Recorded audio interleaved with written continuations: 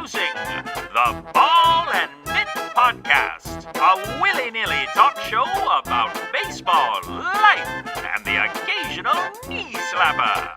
So grab your Cracker Jacks, sit back, and relax. It's gonna be a doozy. Here's your host, the bee's knees himself, Brian Brammer! Hey, baseball fans. My name is Brian Brammer, and this is the Ball and Mitt Podcast, Episode 4. Good news today. You won't have to listen to any of my ramblings because I have a special guest. I want to introduce to you Malcolm MacMillan. What's going on, man? How are things on your end? Doing well. How are you, Brian? It's a Monday, so I'm breathing. I'm doing well. It started off pretty good. I had physical therapy this morning, and that's a pain, but I'm doing okay. You're hanging in there? All right. Yeah, definitely. Right, all right. Well, Malcolm he's run this ballpark guide since 2010, and he has currently visited 66 different ballparks across the major leagues and minor leagues. So his website provides advice for fans who are looking to get the most out of their ballpark experience, like when they go to the ballpark. How can I make this the best experience I've ever had? While his blog provides an informal first-person account of his traveling adventures. In fact, he's about to head back out on the road tomorrow, correct? Yes, sir. And then I've got another trip. Tomorrow's just one game in Ottawa, Canada, and it'll have passed by the time this comes out, I guess. But I'm off to Norfolk, Virginia next week, actually, for a couple games down there as well. So that'll be ballpark 67 for me. 60. Wow. I've been to 5, so you're way ahead of me. And probably forever will be. Now, when you say Norfolk, is this the Tide? Yes, that's right. Yeah, Harbor Park. Okay, I'm an Orioles fan. We'll bring that up later on, but okay, that's good. Yeah, that's their AAA affiliate. They're you ever? I think it's Baseball America. They have this little 64 team logo championship. Have you ever seen that? Yes. Yeah. That's a cool campaign. Yeah, so I think they're in like the semifinals now, and the Tide are pretty far into. And then I looked at after I voted, I kind of saw that they're losing by a lot. It's kind of like the Golden State Warriors against everybody else. Kind of thing. They do have a cool logo. I might have to get a cap or something while I'm down there. Well, let's just jump right in these questions. I actually stumbled upon Malcolm's page just looking for baseball stuff. I love baseball stuff. And I stumbled upon it, ran through it, read also the blog, but as well as the website too. Certain things that should be supplemented for any baseball-loving, stadium-going fan of the game. So, all right, Malcolm, tell me a little bit about yourself. Who is Malcolm MacMillan? Well, a baseball fan first and foremost. And I always say I'm a guy with an understanding and supportive wife, too, for all this traveling that I do. Most of it's solo. And I have a wife who hangs out at home and helps me, of course, with a lot of the stuff with the site as well. But yeah, I'm a baseball fan, and I'm actually a writer by profession and by education. So the ability to sort of combine those two loves. I've been a baseball fan forever, and I've been a journalist since it's going on 20 years now, which is weird to think. But so to be able to combine those loves, travel around North America, check out different ballparks, and share my adventures with people. I'm very fortunate to be able to do it. Now, where did this love of baseball originate?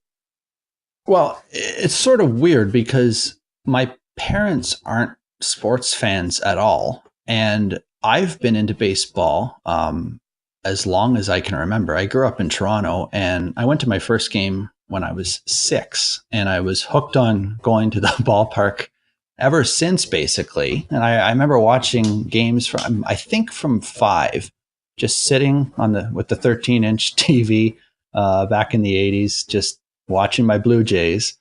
And it's weird because I'm in Canada, so hockey's the sport up here by far, but baseball's always been the number one sport for me. So 5, how could your parents get you to sit still for a baseball game? You know what's weird is I don't ever remember, or I should say I always just felt so focused on what was happening. I've got nieces and nephews who are around 5, 6 now, and I don't know that they're into sitting for 3 hours to watch baseball. Maybe there's other more exciting things to do for kids that age, but I just remember sitting there, and often by myself too. I'm sure it was a good babysitting tool. Just put the put the Blue Jays on and let me be. That's it. Just get some teenagers get herself 50 easy bucks. Put them in front of the Blue Jays game. And they were decent at that time, I believe. And they've been decent as of recently. Now, how did you feel about the whole Bautista departing? Yeah, it was tough, but I think, he just got released from Atlanta yesterday or today or something. So it just shows, I think maybe it was a good idea to move on from him. I know, sports, we all know there's a lot of nostalgia and guys move on. I remember Fred McGriff was my favorite player growing up. And when he was traded, I remember crying, but they also got Roberto Alomar back, so it worked out pretty well, and they won 2 World Series. So sometimes in baseball, you just have to know when the end of the line has come for someone. But you do know there's no crying in baseball. I know. Well, I was, 8 or something like that. I was like, I'm going to say this line. I'm going to try to pull it off like Tom Hanks. And then there was this like 5 seconds of brief pause. I'm like, I just made this really, really awkward. No, it's all good. I cried in private, I remember. And so. Okay. Well, as long as you don't do it in public, no, right? Not a chance. Now, what in the world made you want to travel across North America and not only visit these fields, but log them so proficiently? Because I looked at your blog and it's very easy to follow. The spacing is correct. I know that probably came from your background in journalism, but why both of these at the same time? Going to all the stadiums is one thing, but you mentioned your love for writing. But how'd that all come together? When did you remember or just say, wow, this works? That's a great question. I've been traveling since 2010 for the Ballpark Guide, and before that, I would go to a lot of Jays games, and but that was basically it. I used to go to some Ottawa Lynx AAA games back in the day. Actually, they were affiliated with the Orioles for a while as well. They were the AAA team for the Orioles, but I think a lot of baseball fans have sort of a bucket list where they want to see a game in every stadium, and I would think, how am I going to do this? And I sort of wanted to combine it with my love of writing and try to write a blog and a website to help people just get the most out of their experiences. So by combining those, it made me sort of have a reason to go traveling by myself for sometimes a week or 2 at a time.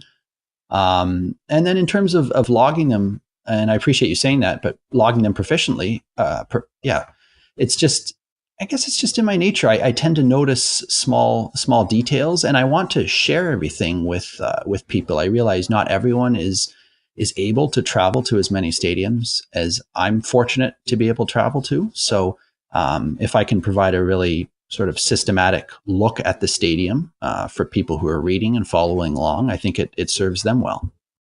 Do you sometimes miss home a lot, or sometimes, and we'll make sure your wife doesn't hear this, want to get back out on the road?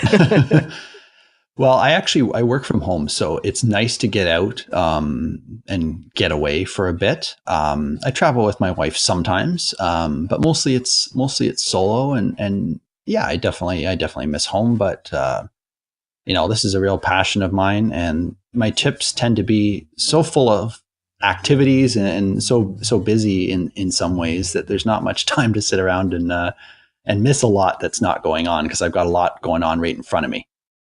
Now let's get to some meat and potatoes here. I noticed that on your traveling blog that you visited a ballpark named the Dell Diamond, home of the Round Rock Express. Tell me about that trip and that well-known active TV show that it's related to. Ah, you've been doing your research. So, I was lucky to be there in 2016, and I spent 10 days in Texas on that trip. 5 different minor league stadiums, 2 games or 2 visits each. And Round Rock was the first one. And yeah, they've been, that stadium, Dell Diamond, was recently featured on Fear the Walking Dead. And that is season 4, episode 2, if people are wanting to check that out. The ballpark over the off season was completely converted into sort of a post-apocalyptic scene, and I don't follow that show or the original Walking Dead, but I did check out that episode, and it was amazing to see. you could see a lot of elements of the ballpark that I recognize, but of course they'd turned it into sort of a camp or a base or what have you. And one of the neat things, and yeah, if you're a baseball fan, I think anyone would get a kick out of watching that episode. But one thing that was neat when I was there was a grass berm beyond the left field fence and a bunch of rocking chairs. You often find neat things in the minor leagues. So one of the neat features there, a series of rocking chairs. So I sat in them and rocked in them while I was there. And lo and behold, in the show, one of the characters was sitting rocking on one of the chairs. So it was pretty neat to see and sort of compare notes with how I remembered the stadium versus how it appeared in the episode. Well, thank you for not revealing any spoilers. That's appreciated by all of our Fear the Walking Dead fans out there. I like The Walking Dead, hadn't gotten much into the other show. Here they're kind of crossing over. Again, for those who are fans, they may do that. But, if you haven't seen it by now, shame on you. So what now those rocking chairs, those are they seats you can purchase to watch the game, or are they just there because? I'm trying to recall. I think you buy them. Yeah. But if they're not, I think they had like seat number stamped on them. But there were a few that were empty. So I hung out there for a minute and did some rocking. They're in the shade too, which is nice because I found Texas pretty hot. Right. The sun's even bigger in Texas. So see, that joke kind of went over better. All right. Now, what other parks have you been to that have a similar connection to pop culture? Well, in terms of, Fenway Park, of course, has been in a lot of movies and TV shows. One that I immediately think of anyway is The Town, that action movie with Ben Affleck from a few years ago. There was a big shootout scene sort of in and around Fenway Park. As far as other parks, not necessarily ones I've been to, but there have been, Oakland, Moneyball was shot, a lot of it in Oakland. Of course, Bull Durham, at Durham Athletic Park. And there's been a handful of interesting ones. Major League, of course, about the Cleveland Indians, a lot of it was shot at Milwaukee County Stadium. So just some trickery going on there from Hollywood. But a lot of minor league parks have had different events in terms of movies there as well, and TV shows, things of that nature. Now, Appalachian Power Park in West Virginia. Tell me about Rod Blackstone. Well, I know. I read that. I was like, I've got to get his perspective on this. Yeah, I know him as the Toast Man.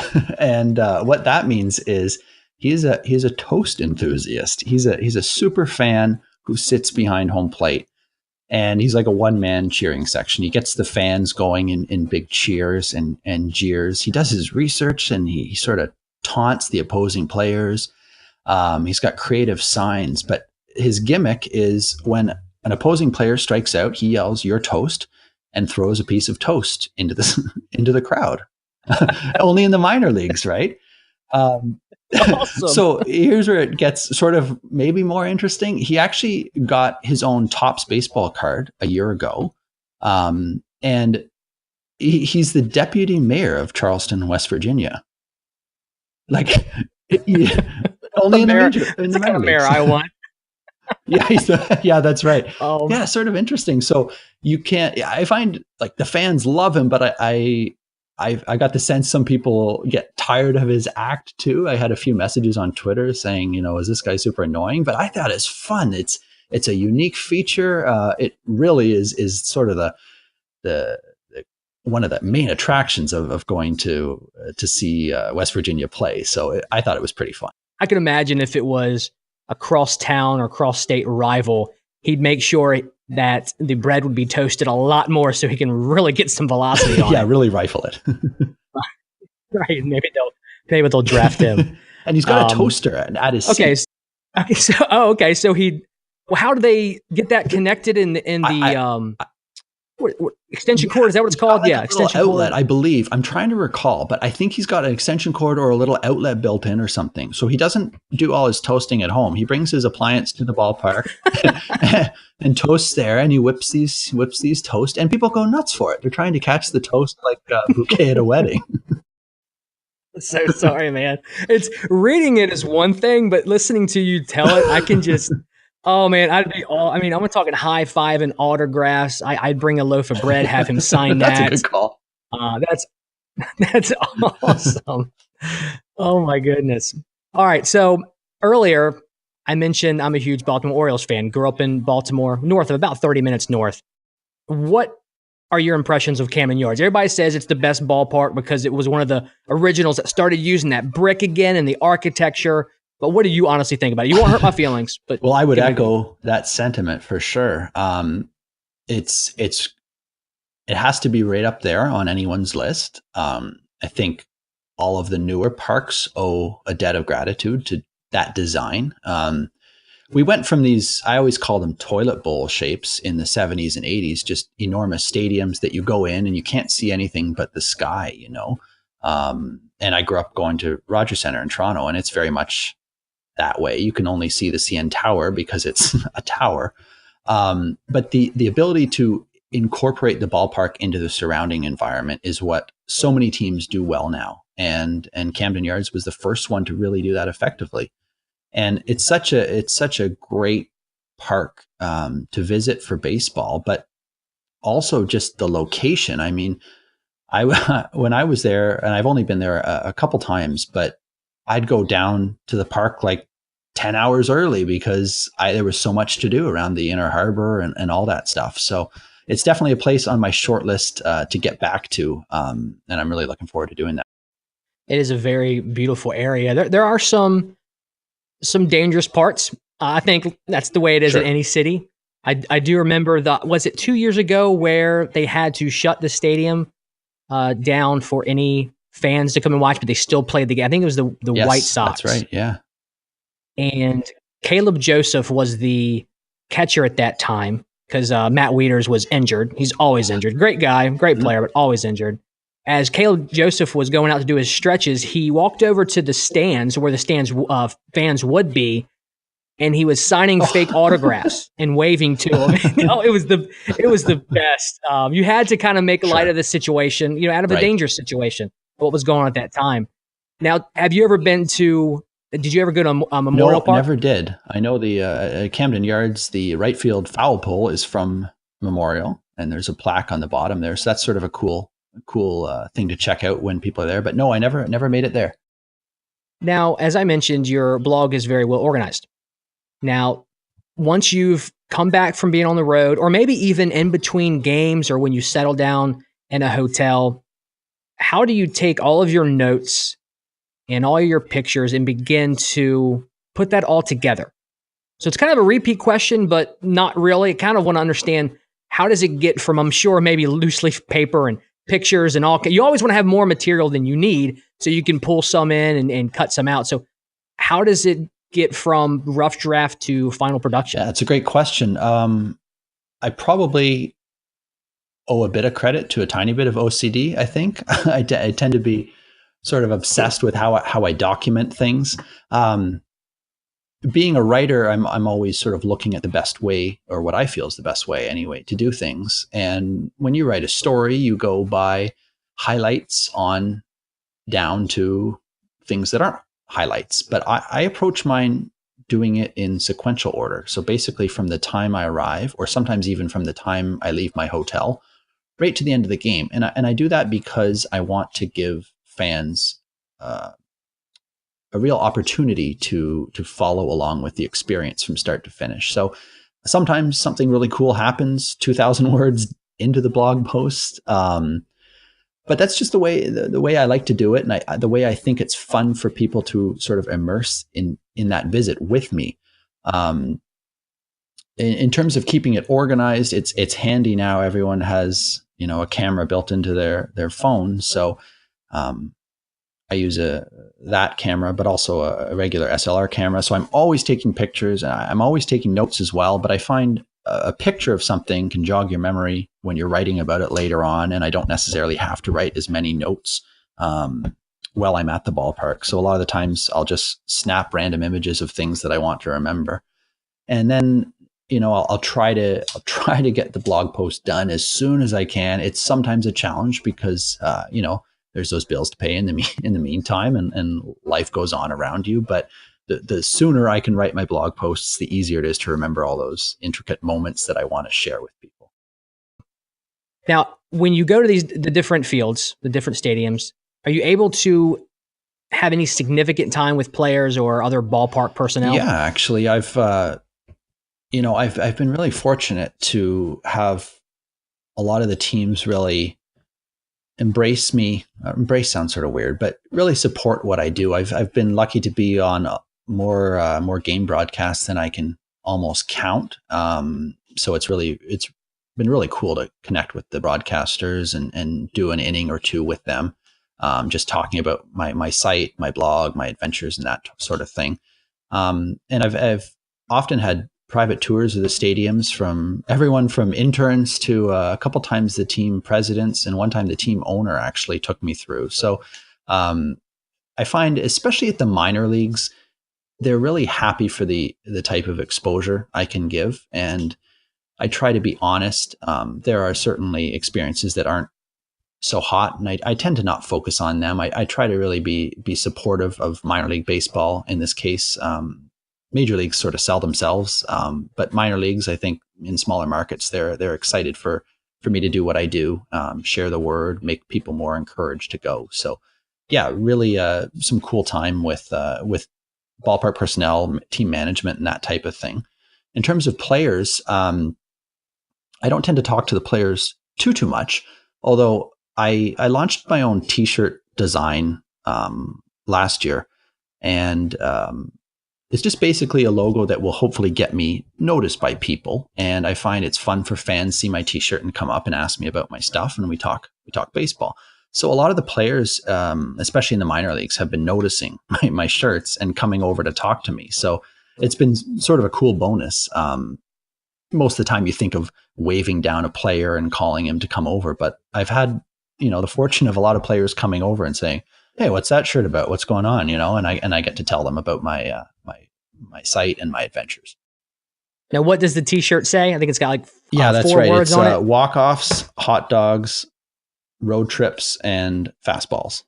And I think I got the order wrong, but yeah, I did get that order wrong. So it's fastballs, hot dogs, walk-offs, and road trips. And I think those 4 words sort of encapsulate what baseball fans love. Awesome. Why not? I went to the shop, and you can get those in numerous types of colors and designs. I believe. I've got T-shirts and hoodies and 3/4 length shirts, and it's pretty cool. I've been people are supporting it, and I mean, it's a fundraiser for me. The more I can sell, the more I can travel, basically. And I'm saying, if you buy one and you go to theballparkguide.com and you click on the shop link at the top, and if you buy one, if you want to wear it to a game, tweet me a photo or email me a photo, and I'll share it. And I really appreciate any support in that way. That's a cool way to get your fans, those who follow you and read your blog and go to the website, to get them involved. Because as it is with any type of media, fan involvement is not only important to yourself or to myself, but also for the fan. It makes them feel like they're part of something bigger than themselves. That's a good call. Yeah, that's true. I sort of feel like building a community of ballpark enthusiasts, baseball road trippers, that type of thing. And yeah. Okay, that's the next show. What was it? A&E? One of them, what is it? Ice Road Truckers or something? Yeah, baseball. I don't know. I should be on the next question. Yeah, okay, so okay, it's just too many words, and it's a Monday. Man, if we're having this interview on a Friday, like, I'm rolling. So let me tell everybody, what's one conversation that you've had with someone, player, personnel, that really left an impression on you, whether it was something serious or just something hilarious. Sure. Well, I've people ask me what's the coolest thing that's happened, and I got Bryce Harper's autograph in 2011 when he was in Hagerstown. He hadn't been in the major league, or hadn't made it up to the major leagues yet, and I tracked him down in the parking lot. I was able to do a bit of detective work and tell which vehicle was his. It was pretty difficult. All the minor leaguers and. There's a word for people like you, Malcolm. I'm just kidding. Stalking Bryce Harper. No, I'm playing. Go ahead. I interrupted you. I said I wouldn't. Yeah, Go ahead. That was a cool experience, but I always say that one isn't top for me, actually. That same season in 2011, you have to bear with me because it's a bit of an anecdote, but I think it's pretty cool, and you're an Orioles fan, so you might get a kick out of this. But I was in seeing a Delmarva Shorebirds game, they're the South Atlantic League affiliate, and of the Orioles, and a player named Jeremy Nowak hit a home run. And I watched it go over the fence, and that was that. And then about the 8th inning, I thought, I wonder if that baseball's still there. And I'm not a ball hawk by any stretch, but I like souvenirs and so forth. So I left the game about I think a half inning early or something, and I went down behind the fence, and the ball was still there. So I grabbed it and I went back to my hotel and I tweeted the team and said, or I guess I looked up his stats, and it was his first home run in the South Atlantic League. So I tweeted the Shorebirds and said, hey, you guys want this ball back for Jeremy? And I did it a couple times and I never heard back. And so I thought, oh, well, I've got a home run ball in my collection, which was pretty cool. And then 6 months later, I got a random email from someone identifying herself as Jeremy's girlfriend. And it turned out that Jeremy had been Googling himself at some point and found out that I had the ball. I had blogged about it, of course. And he said, oh man, it'd be cool to get that ball, my first South Atlantic League home run. So his girlfriend tracked me down and said, basically told me this story and said, would you mind sending it to me? And I'd give it to him as a Christmas gift.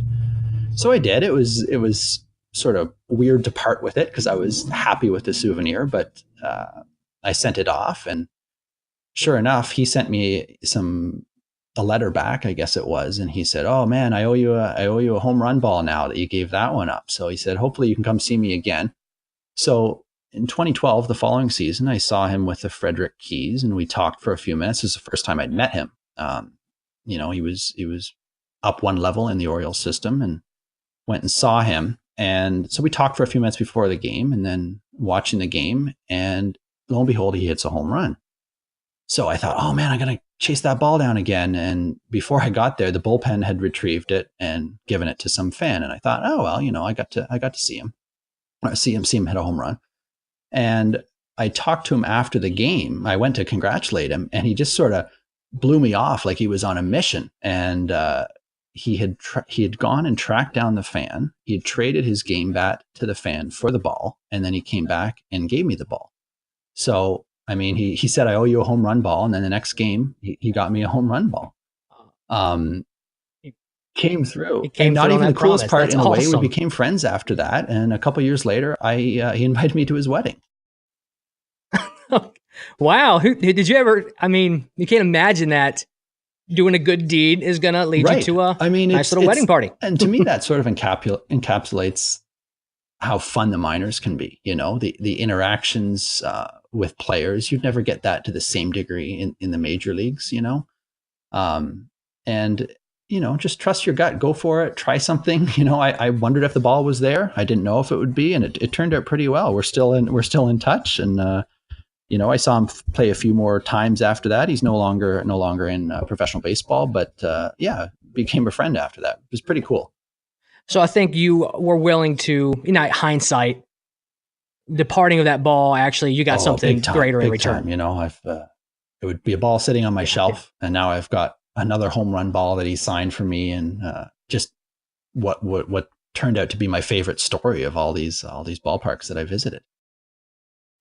So you've been mentioning minor leagues. There are a lot of things that can occur that can't happen in the majors just because of security and all those other things that come with it. So here's the rub. At which ballparks have you had the best experience? Major, minor, and I'll throw a curveball in there, pun intended, independent league. I don't know if that's kind of considered minors. I guess it could be, but they still have their own little quirks in and of themselves. I find, I think when I started this project, I was sort of focusing on the major leagues, but I've really developed a love of minor league baseball. I just find it's so fan friendly. The access to the players. There's so many off the wall promotions like the Toastman, the aforementioned Toastman, that you get in the minor leagues. The affordability of tickets and concessions and that type of thing. And food's a big thing for me. I really love experimenting with crazy concession items, and I find the minor leagues really deliver on that front. So it's hard to compare, but in terms of best experiences, I've been to so many more minor league parks, 52 different minor league parks, I think, than the major leagues. And major leagues are always going to be the major leagues. They're always impressive. But I say to people, if you've only checked out big league ball, check out check out the minor leagues. I really find that you will have a memorable experience in those parks. Now I want to pause real quick, Malcolm, give you some time to tell us how we can follow you, how we can support you before I ask the Sure, last I appreciate question. that. So my main website is theballparkguide.com, and it's a site that provides tips and information for fans who want to get the most out of their experience. So if you're wanting to know how to park at Fenway Park, don't do what I did and pay $50 to park. I literally paid $50 to park at Fenway. Don't do that. Read my site and learn some tips. $50 can go a long way if you're buying hot dogs or something. So things like where to park, even in some cases where to stay, how to get the most out of your experience, what food you should eat, what sections you should check out, or maybe sections you should avoid, and that type of thing. If you're looking for a more informal firsthand account of my travel adventures, it's theballparkguide.mlblogs.com. I mentioned the t-shirt, the click shop on theballparkguide.com as well, if anyone's interested in that. On Twitter, you can find me at Ballpark Guide. On Facebook, you can just search The Ballpark Guide. And I'm on Instagram a bit too at The Ballpark Guide as well. Now, do you also have a way for fans to support you, through monetary donations or an affiliate link or anything like that? Yeah. So I did my research. I did my stalking too. You call it investigation. It is what it is. You know what? If want. You're going to my website and checking it out, that is supporting me nicely there. You can also, of course, the t-shirt purchases are helpful. I have an affiliate program with SeatGeek. So if you click on the SeatGeek banner on my website and buy your tickets through there, they'll send me a couple bucks, which I'm using, of course, to fund more baseball road trips. So if anyone wants to do that, it doesn't cost you anything extra. It's just SeatGeek knows that you came from me, and they send me a couple bucks. So that's wonderful if anyone feels to do that. All right.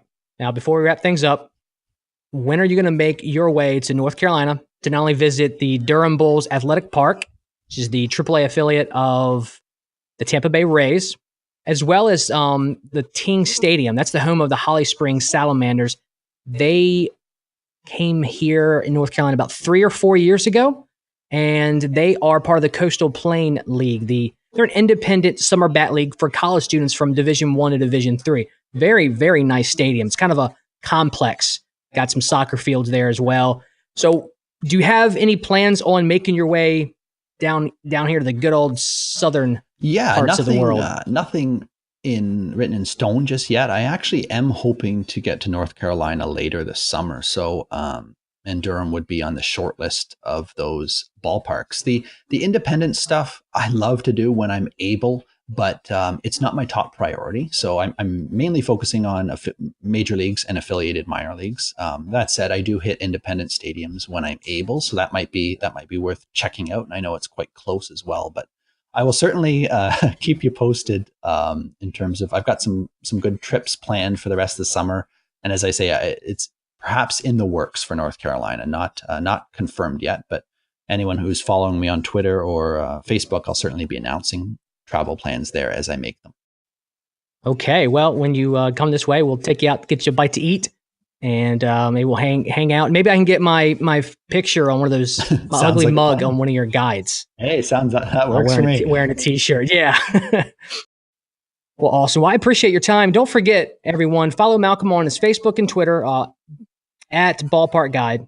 Check out his webpage, his blog. Fantastic information. It's almost like I wish there was more time in the day to go through all of it. 66 ballparks, 67 tomorrow.